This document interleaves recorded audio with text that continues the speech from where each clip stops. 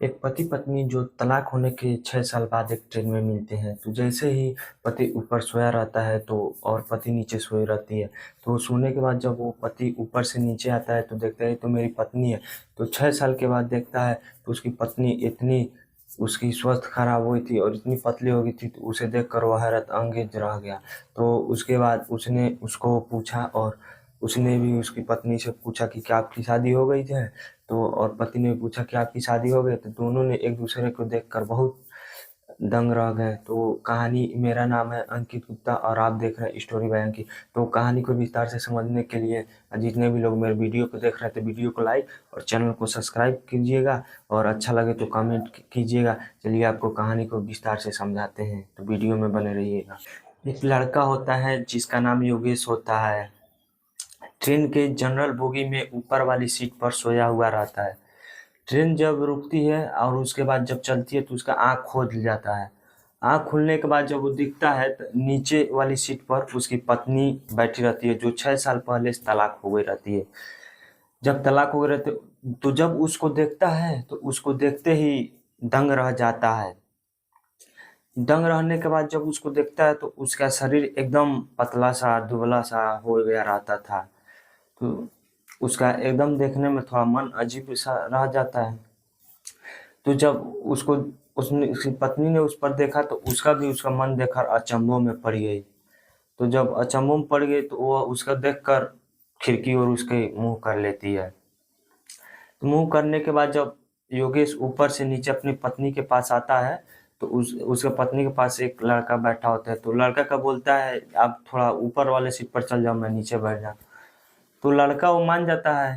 तो योगेश अपने पत्नी के पास बैठता है और उसके बाद कहता है कि आपकी ये दशा क्या हो गई है और इतना दिन 6 साल हो गया तलाक हुए, आप अभी तक शादी नहीं की?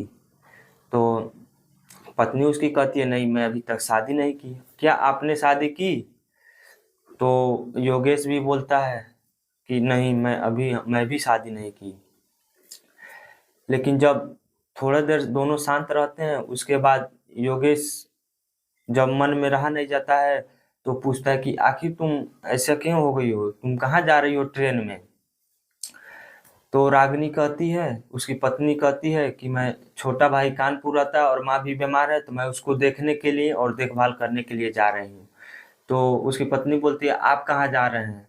तो वो कहता है मैं कानपुर जा रहा हूँ किसी काम से।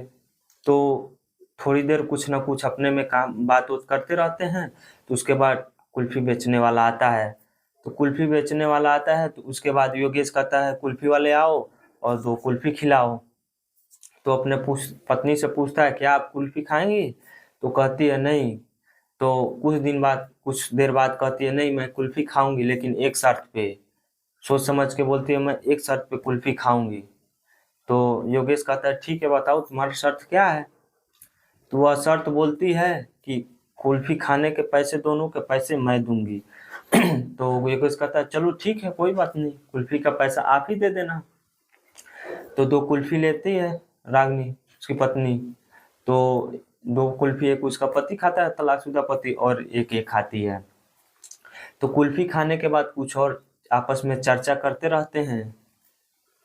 तो योगेश अपनी पत्नी से कहता है पहले आप काश कितना सुंदर थी 6 साल पहले और अब आप ऐसी कैसी हो गई हैं? तो बोलती है चलिए ठीक है। तो वो कहती है कि राकेश पूछता आप क्या करती हैं? तो वो बोलते हैं मैं एक कॉलेज में पढ़ाती हूँ, 10,000 रुपये मिलता है तो मैं उसी में काम करता हूँ। तो योगेश कहता है कि अपने पत्नी से देखो तुम बहुत गलती की, जब मेरा तुम्हारा डिवोर्स हुआ तो कलेक्टर साहब ने कहा था मैं तुमको 30 लाख रुपए दूंगा। वो 30 लाख रुपए तुमको ले लेना चाहता था। अगर वो 30 लाख रुपए ले लेती और अपना स्कूल कॉलेज खुद ही चलाती तो तुम कितना आगे गई रहती और अपना भी चलता। तो उसकी पत्नी ने कहा मैं ये पैसा नहीं लेना चाहती थी, पैसा लेना मुमकिन नहीं था, क्योंकि अगर ये पैसा ले रहती 30 लाख रुपए तो आपका ही समझिए पैसा पर जिंदगी काट रहे थे। कहता चलिए कोई बात नहीं, अब मैं भी अब दारू वारू सब छोड़ दिया हूँ, अब एक अच्छा जिंदगी जी रहा हूँ। तो पत्नी पूछती है माँ कैसी है अब? तो वह कहता है योगेश कहता है, उसकी पत्नी कहती है योगेश से माँ कैसी है, तो कहता है मेरी माँ तो मर गई लेकिन आपको बहुत वो याद करती थी। वो कहती थी कि वो बहुत अच्छी थी, क्यों तुमने छोड़ा, आखिर क्या हो गया, तुम क्यों छोड़े, माँ ने तुमको बहुत याद करती थी।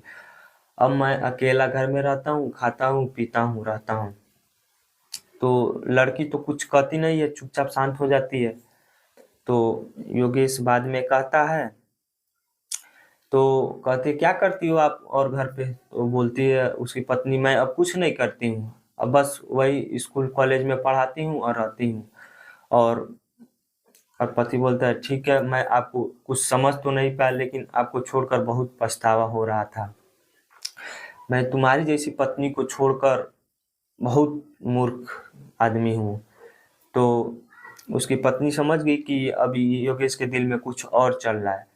तो वह चाहता कि रागिनी कुछ कहती तो वह कुछ शर्मा रही थी, अंदर से कुछ शर्म महसूस कर रही थी। तो धीरे धीरे दोनों बात करते करते कानपुर रेलवे स्टेशन आ जाती। अब यहाँ पर दोनों उतर जाते हैं। उतरने के बाद कहती हैं कि अपने पत्नी से, योगेश कहता है आप कितने बजे रिटर्न लखनऊ से वापस होंगी, लखनऊ या कानपुर से कब वापस होंगी।